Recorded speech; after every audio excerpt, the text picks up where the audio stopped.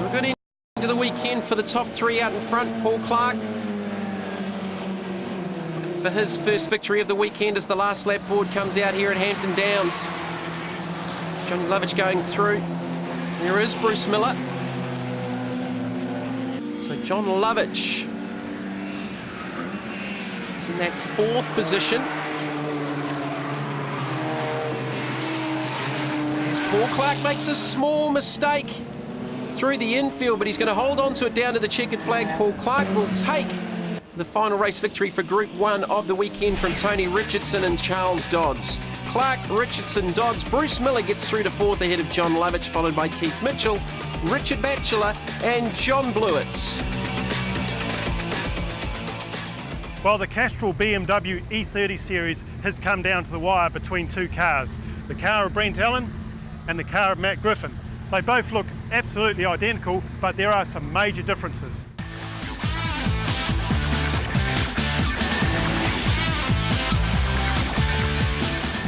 Well, the major difference between the two cars is actually under the bonnet. This here is a BMW 320 and it's got a 6-cylinder motor, around about 124 horsepower. Now let's go over to Brent's car and have a look at the difference. And you can see under here, this is a BMW 318 and it's a 4-cylinder motor.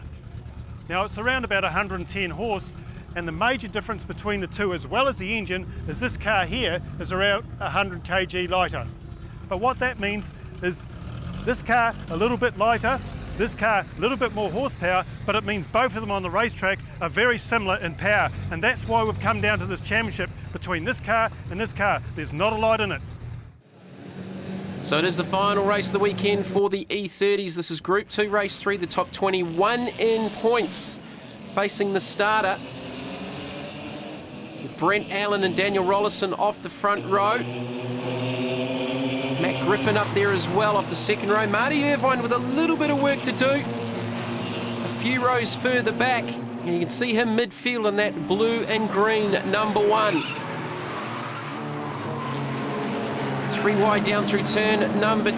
75 going through shot there is David Farmer.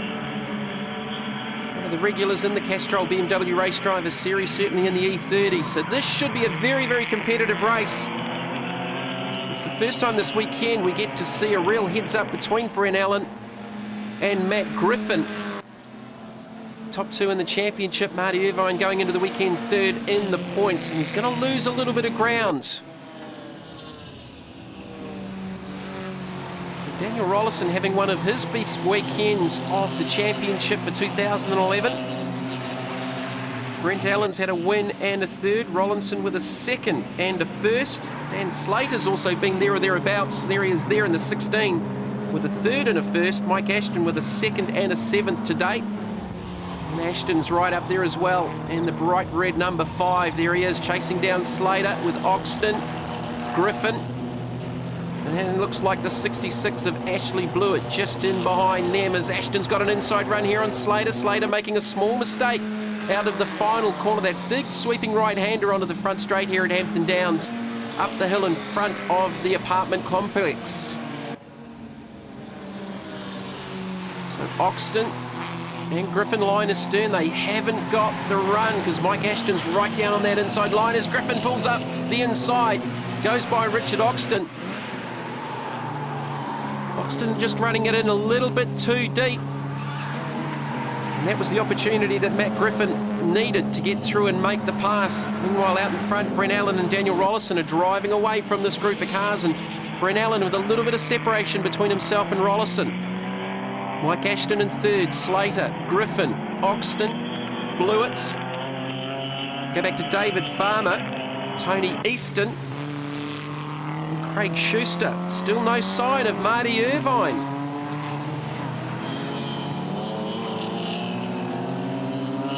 So just one more race left to go after this one, and it is the final race of the weekend for the open class. As we go to the last lap, Brent Allen looking to top the points for the weekend with a win, a third, and a possible win coming up here. And that would give him approximately a 30-point advantage over Daniel Rollison for the weekend, but more importantly, quite significantly, probably 150 plus over the likes of Matt Griffin and even more over Marty Irvine for the round. So Brent Allen consolidates his championship lead with the third race victory here for Group 2 for the BMW E30s. And he will certainly consolidate that championship lead. Looks like Marty Irvine there just smoking on the last lap. So Brent Allen from Daniel Rollison, Mike Ashton, Dan Slater, Matt Griffin up to 5th ahead of Richard Oxton, Ashley Blewett and David Farmer completes the top 8. And after 5 rounds of the championship, Brent Allen extends to 2.958. Matt Griffin second on 2.589. Marty Irvine falls back to third on 2.520. Now the thing, Michael, I can see yours is an M3, and we were speaking to Mike Mosen earlier, and he's got an M3, but your one looks more like the ones I'm more likely to see driving around the roads of New Zealand. So do you want to just tell us a brief difference between the two? Yep, this is a E36 M3, so it's got a 6-cylinder in it. Mike Mosen's got a V8 and it's 3.2 straight 6, so that's a big difference really, and his is obviously the newer model, so now BMW have come out with V8s. I was going to say, but his one looks like it's got a hell of a lot more bodywork on it, but your one looks pretty, well, dare I say stock? Yeah, it is, yeah, pretty much standard, no fancy flarings or spoilers or anything like that. And is the car suited? Do you like the circuit here, Hampton Downs? You know, it's based on the international European circuits, wide, flowing. Does it suit the car and your driving style? Yeah, it does. We've been here a few times now, so sort of know the track pretty well, and yeah, getting quicker each time we come out. That's a good thing. And the car's running well? Does anything tend to break on them? I mean, they're not really designed to go racing, are they? Or has BMW just built a pretty solid workhorse to base your race car on? Yeah, they've definitely built a pretty solid car. We had a DNF in yesterday's first race, just an oil pressure sensor failed, but apart from that, just fill it up with oil and petrol and away she goes.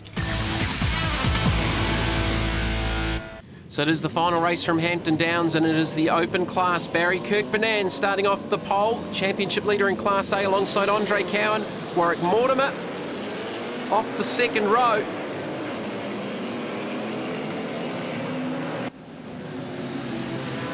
Mike Mosen's back there as well.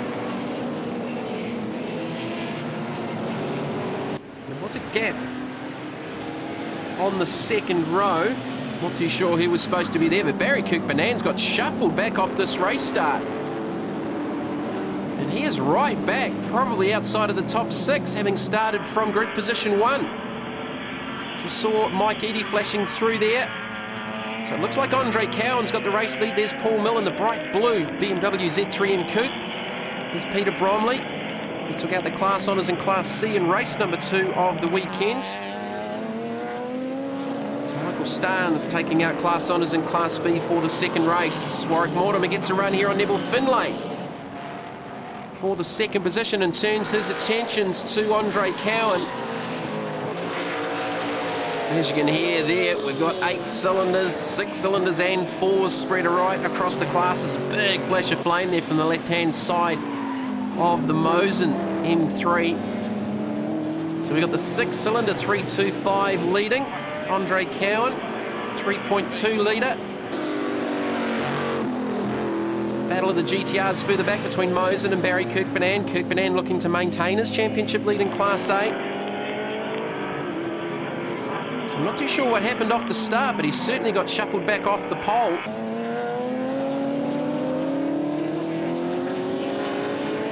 So Warwick Mortimer working on Andre Cowan out in front. This is the battle for 3rd and 4th. Mosen and Barry Kirkpanan. And Neville Finlay just in behind them as the leaders are in traffic to some of the smaller Class C cars.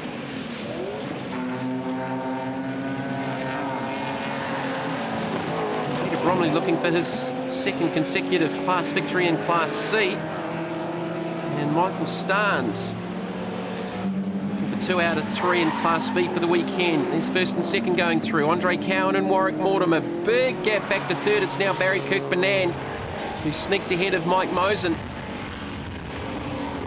As Warwick Mortimer continues to work here on Andre Cowan. Andre Cowan, a very, very smart young racer. He's also very, very quick too. Warwick Mortimer's done some time behind the wheel and pulls out and uses the grunt of the M3 V8s.